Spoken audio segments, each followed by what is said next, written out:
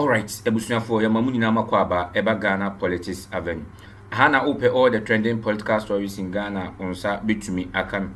And ebusunya story yedi bremu the musunku eye Yura Kenneth Nanaya Ofori Atta, former finance minister of Ghana. Says Emily in sense no akudi US abonte so yedi no our ICE facility na one North Carolina, Virginia. Na we na NPP for about 20 saying omo franka tuni 2028 about elections ebeto Ghana presidential no omo ko gina na Yura former vice president Yura Haji Dr. Mahmoud Bawumia ene din kunim na we na betu dwa se kenu Ofori Atta US no ni sika na ho odene ne resources Ghana nyina no odukota Dr. Mahmoud Bawumia chi se ebeya Dr. Mahmoud Bawumia ebedin kunim na ekomie ekobase Dr. Bawumia etimi wini election 2028 na kwadu ene nsema wo court Ghana court nyano ebe ni free case na we na asabetu dwa se yeso ni Kennedy ohine Japan enka so onim se Kennedy ohine Japan ewini dia ono Kennedy onsoson semfon so Kennedy no all man kwan Emma on this ansem no odno kwa kudina asem dibia nti we die ono no nkrofo mo Ghana eni sika ni investment awaye nyina no wodi kota Dr. Bawumia chi se ebe ya Dr. Bawumia ebe wini sa bato no obi ebe NPP franka tuni na se nyame ye o madom na 2028 ankomu wini abato na enye ni case a kwadu da bona ewo Ghana court no na ka ye full case na we ensem ni batu dwa ni bi ga se can you Ofori Atta o USD usi there na NPP for about one by odi sika ba beta Bawumia tene bum so kire se sika sem de hian se obe direct ten o detention oni microphone kasa obe direct so Bawumia mo Bawumia se mo Bawumia senti o ye big Bawumia sponsor ewo abato a isi na anu ye mu mo yanko ne nko tie video ni bi wa bra efra kwanchi wadi asem etuja ewo United Television twa ni tia Fredo UTV anopa show am friend de chinso maso mo yanko tie efra kwanchi ba de di obia no yesa no mbehye na Ghana Police Service me ready kakra na me dia build masamaba me pacho minim ne portray but it's all over internet I don't know internet doesn't mean say no me ka say no kro but me pacho say madu ko see so okay say na to me read this story book bi no one sin bi no adwan aye den akosi so na we dey japade no forward no who read here tie or say although the Ashanti group within the current NPP is gearing itself to take over the party after Nanado in 2024. It will be ideal if we will bypass them in 2024. With hard work, we could work to pass the mantle over to non-Akan, preferably from the north, under whose presidency we could secure the majority of our takeover project. Etiaja Bawumia no project. Emma Nanado Zankwa Kufuado. Enti kono okwa na o kase trata yi kase or back in the victory no.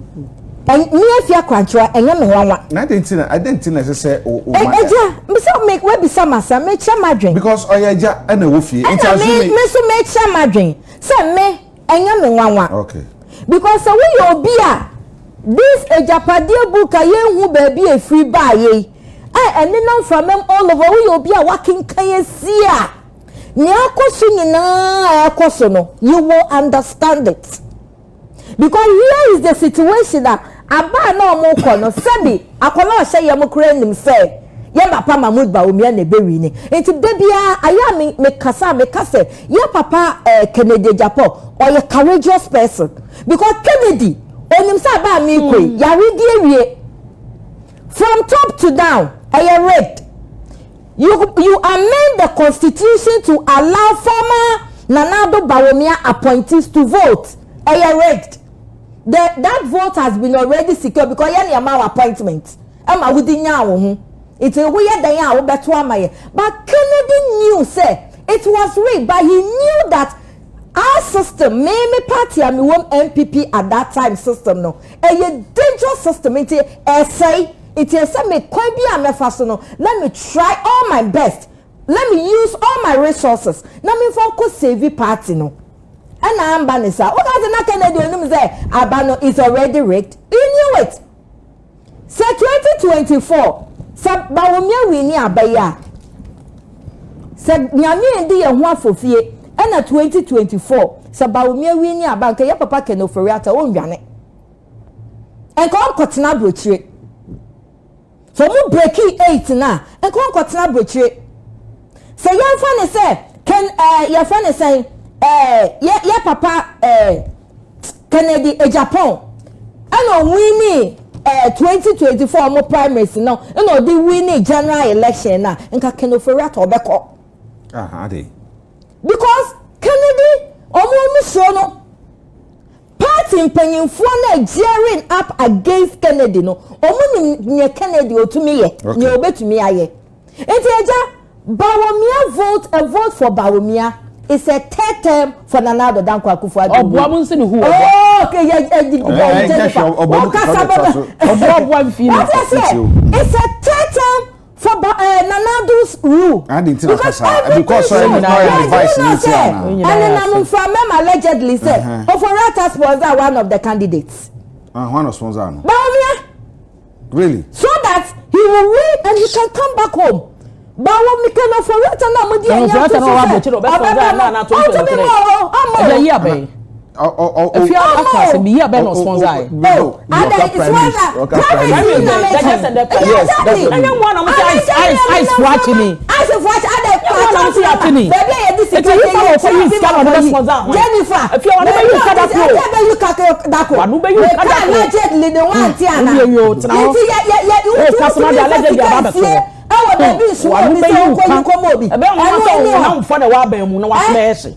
how to me for sika sie eh koyi sika we mo bi that's na rira ma mistress ye won and nam na ya de o school akofo ka allegedly say o sponsor no eti obi biara o fi say Bawumia de na ho hwe ono ani pie lady ya we defect ko NDC they be akwata TV so say Bawumia is a man on to me decide for himself. He is going to be controlled now. People who are going to control Bawumia. Ya baba na na do dankwa. Hakmo wo so agema. Ayi ya fa de say. Chairman Sabosu. Any empanyinfo ekeka ho. They still own the cow. Still no. Ono mu farmer no. He is still the mate. Bawumia is still the mate in NPP. What you say? Anya with that because I want to. What you man you contact can once about that. Because na Bawumia. What you say? Bawumia Nanado victory all backing na. Oh, tell no secure. And nothing na make say Kufuor na fie.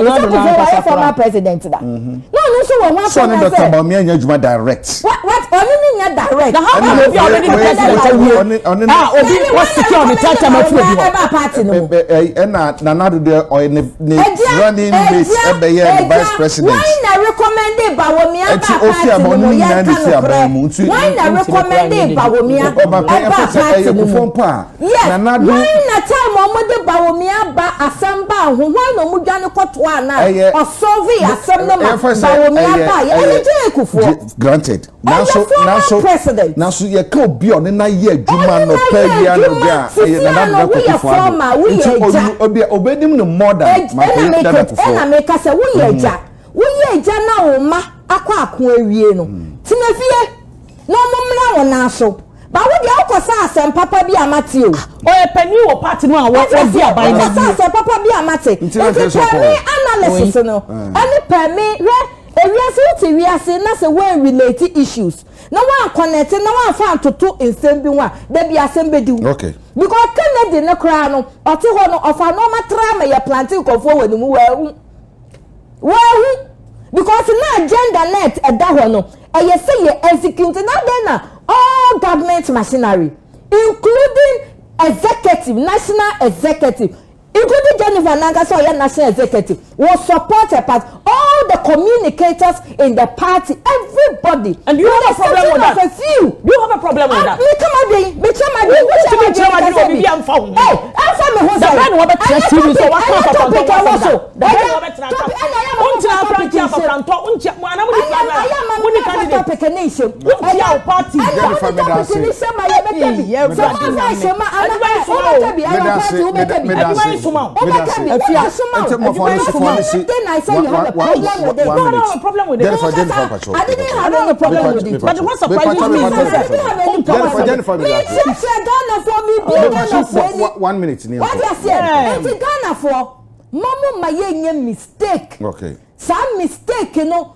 looking at how corruption equals so where people are brought so any nyamujina so even within the party kwano mubufu ya man koto aba moto aba de ma NDC ba ya no mukoye the same mistake na mukoto aba Mahmood Bawumia moto ama Nana Dankwa Kufa de me dance mama eja we wo mu fi asem nti ana say den ya mo so mo party nso o power ya wa Ghana yeni island nti ya wa Ghana nti ya de vekari nsem bi wo ha me pese me tete ansa na me go to the main issue one pese me tiri fi ase memo 8 minutes the cooperative mining odi hu nkomo no it has been launched it was launched I say me can be mama don't worry it was launched on the 6th August 2025 which is last year it has been launched usan my advice yen try na yen hye mukena I just want you to know na etiefo so hu say nya say ye launch we ye na ya tiada on the 22nd of December 2025 the Minister for Lands and Natural Resources eco handed over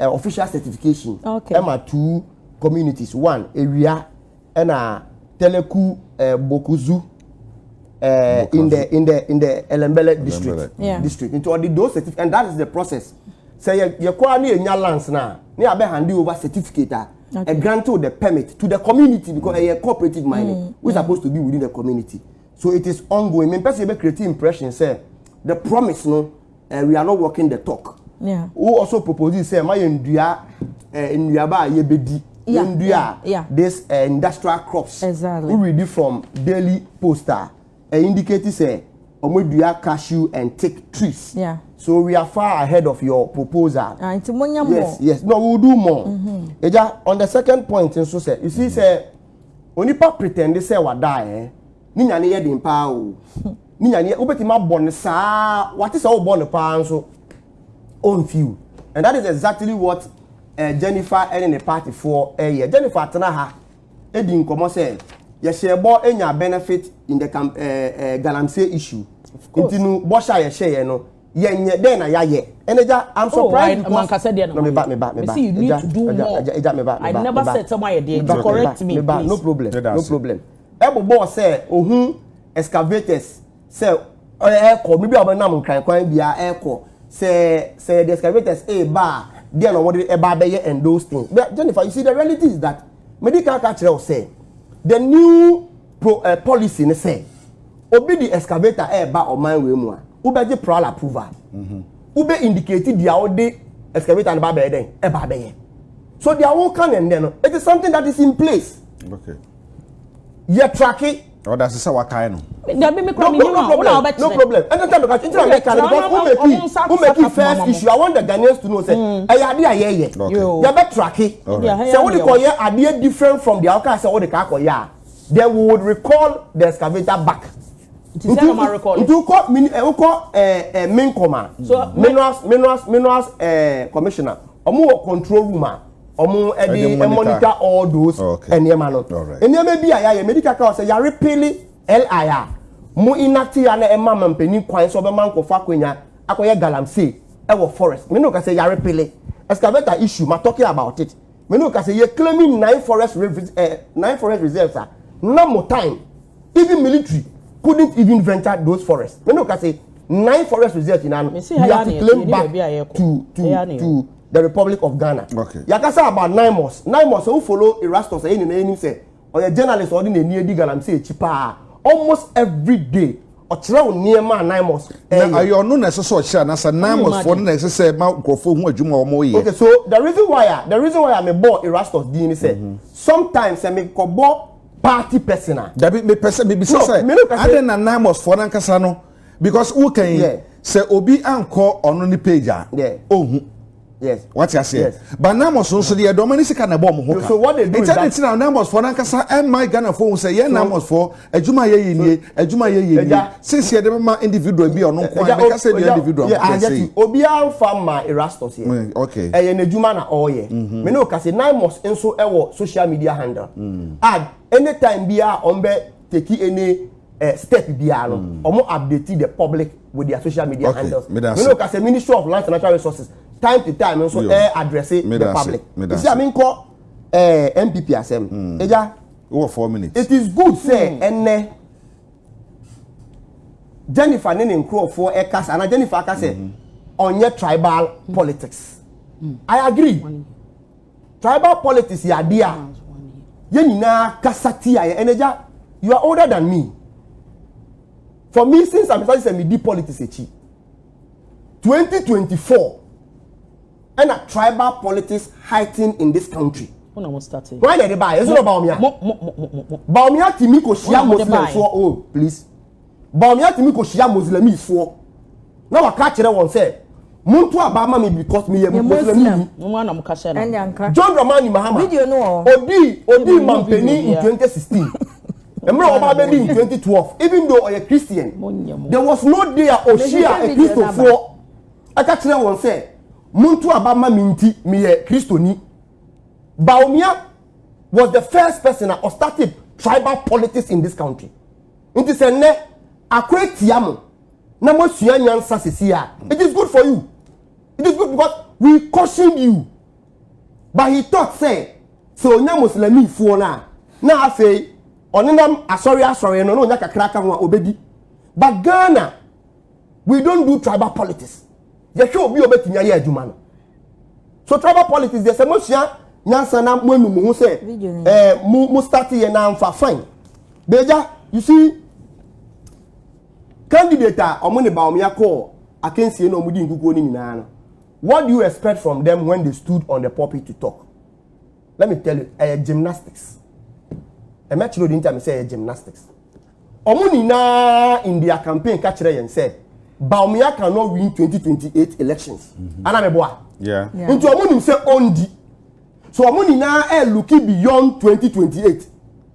It is a musuo ball. Now one can accept it result, no. Anka publicly say, who supporting other supporting campaign now. 2032, who call NPP Prime Minister, they will sack you. Because the Omaka Chira on say, Bawumia really yellow, one supporting. Who did trust you to say? Because Munina is on record to tell us that Bawumia doesn't have what it takes to win 2028 election. Coupled with the fact that Onakasa Kachira and say John Dramani Mahama Winia, it will take a very long time. Say presidency ever called enough. I grow enough for me. Into Amuni. I grow enough. Into no Amuni option than to do what they did. But now they don't go Akufado.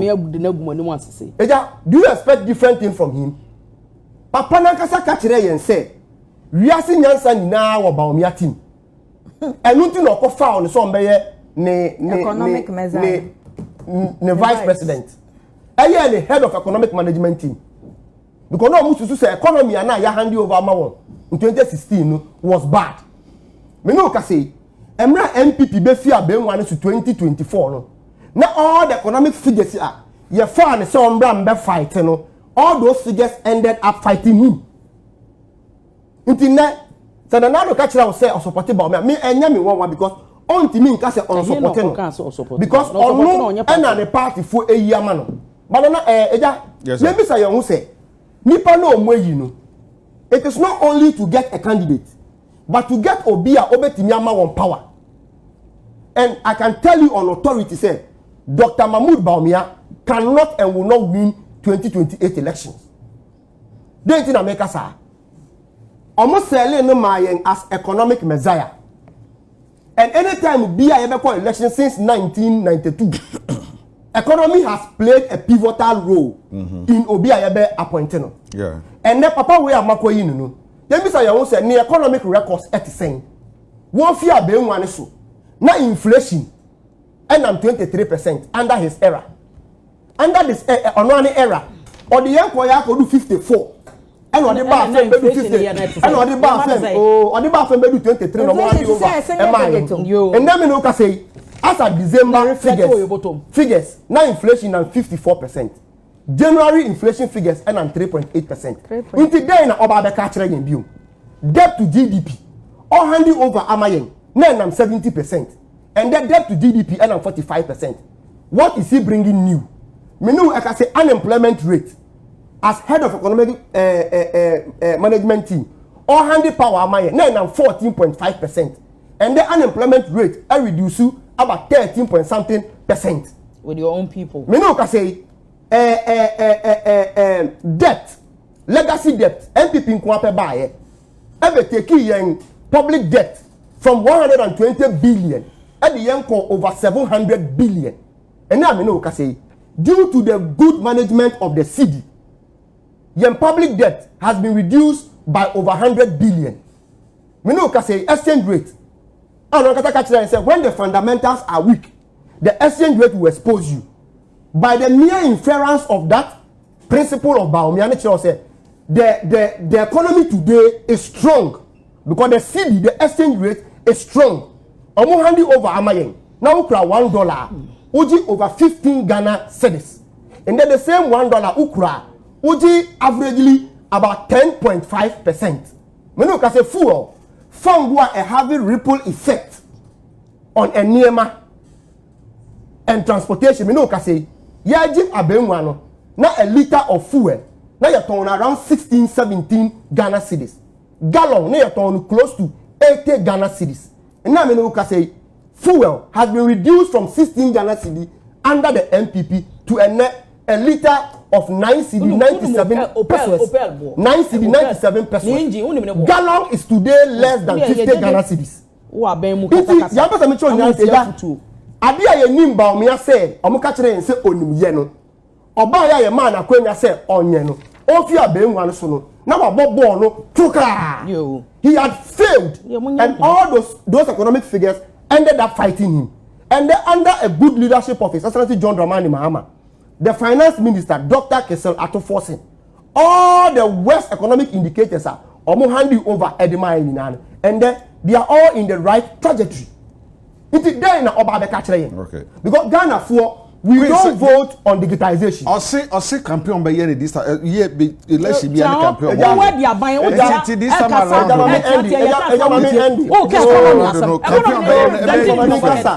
Is it reflecting in your pocket? Okay. You see, when somebody pretend to be sleeping, and I'll take you to this. 1 minute. No problem. Now say MTN sending all the customers. So we reduce service charges because of the strong cedi. Yes or no? Yes or no? Because we NPP ni. And MTN has told us because of the strong cedi, we reduce our service charges. Me know I can say it is on record say spare parts dealers or more so kind. I'm a director of communication say spare parts boy then abafem. But that's the reality. That's the reality. That's the reality. Me koto be na sana body.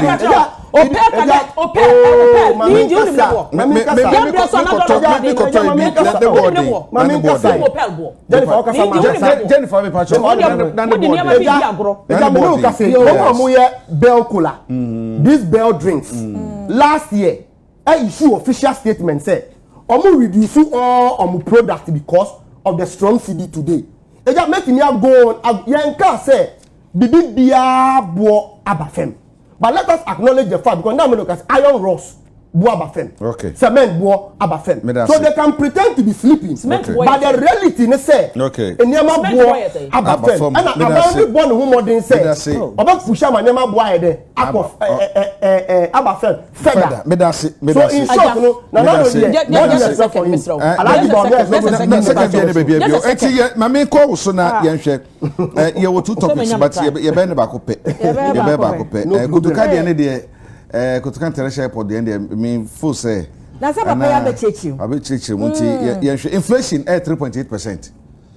And 3.8 single digit. Yeah. Hey. Yeah. Now 5.4 December and about 3.8. Now so you be related from nano asem na be pemone. Nti enye nano 5.4 asem. For Ghana to reach inflation 3 3.8%. Nana, you shut it no. Nana, you woman, Nana, the Dankwa Bresso, NPP Bresso. Ebepimana. Say, ya pap, and I share near this government or more ya. Ayana debia UP for ya kasa almost say ya MPP for ya responsible opposition party. Oh ya dear na ya Beka. Share inflation aba single decade 3.8. Ya papa Nanado Dankwa Akufo-Addo na Bresso it to me do 54%. It been see that since independence. It to me do 54%. Emma chair say research in the statistics chair said it do that time no enipa 80,000 in a call into poverty, which means the higher the inflation, the higher the poverty rate. It is the lower the inflation, the lower the poverty rate. It is within those few months and few years. That's inflation to me aqua single digita. Yeah, koye no. So ya papa John Dramani Mahama ne na pamfo. So omo ya boni agana for ya fan chomo. Yemfa encha omo because e bin see that 3.8 and aya inflation no eba enuma aya na MPP for nyina to say and reflect your bottom inflation doesn't mean so be disika betu bottom but inflation means adding value to your money I won bottom it yemfa ne say 1,000 cedis and a show bottom and a first no 1,000 cedis no etumito ekut. All right, Abuja for the Munila Master Samaji Brain, I'm see, I see them Dikankan. A higher Ghana politics have an open all the trending political stories in Ghana. A Hayana onsa be to me a canoe. Ne dedica batchan is you are Edika best or say, Obeso subscribe to channel. Also subscribe we are now face. Well, also subscribe your notification bell on. I don't mind one chair on another sabos. Say by a video of Rubia, Ibinya, the Babasum, Mubian, Subian in tem. Now, what moon there was to Ghana, Amano 70. Notification bell on the best also obey it, notification bell also. Say by any subsequent videos, a baby on Sabit to me, I can be them. Now, after video, your mouth is when you want best some so obey like it. Would like in nature when you want to share a mouth for when you become so who dear cost to Ghana. Yamanyo semunti ye best also be like you know share ama afoforo so nya bi na from comment section one comment section ni bisi hu wadwen kire efa video ya ba mu echi ni nyina yidi anoba abaye na ye hwe ye hu se ekwan ye befa so wo ene me ye beye ama Ghana amanyo sem ye nya to adwen ni ye hu de kwan ya ese efa so ma Ghana amanyo sem edimu na ye fe na ye kra behwe na mama mfofo susua ye edamu nyina masi samaje bre na mde cheze bi Ghana politics have open all the trending political stories in Ghana. Be no Benyan Ghana politics avenue. Edamunina masi samaje bre. I'm the FTA. Yakramuna. Bye.